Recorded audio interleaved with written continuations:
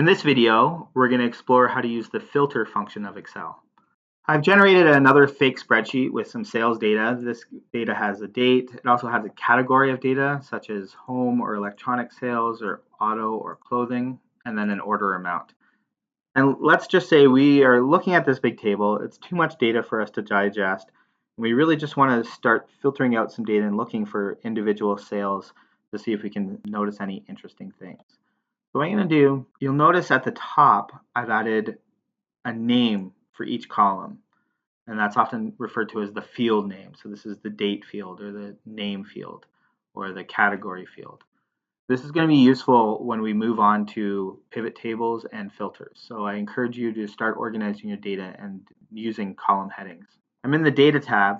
There's a special button here called Filter.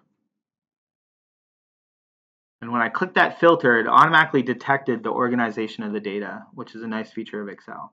So if you notice that each column, there's now a little drop-down arrow that's going to let us filter out certain things in our data. So for example, if I go down to province, there's a couple different things. First of all, I can sort my data by the province in a nice convenient way. So now all of my data is sorted by the province. I may want to sort by the date.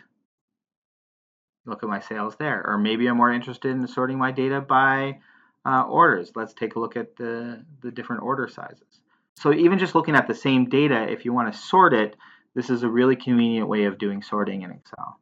The other thing we can do is apply filters. So for example, we may only be interested in the January information.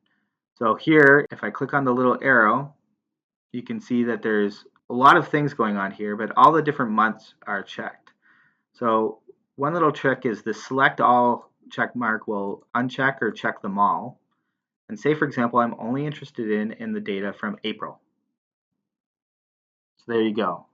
Those are only the things in April. Or say I'm only interested in April and May. And now they both appear. All right, so I'm only interested in orders from April and May in the province of Ontario.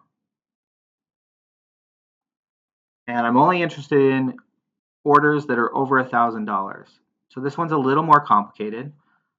And so I'm going to go to number filters because it detects that the column is a number. And I'm going to say greater than or equal to $1,000. And now we've got all of the orders from April and May that were in Ontario that were over $1,000. So the filter tool is really useful for you to help visualize and drill down and see some of the data that you have.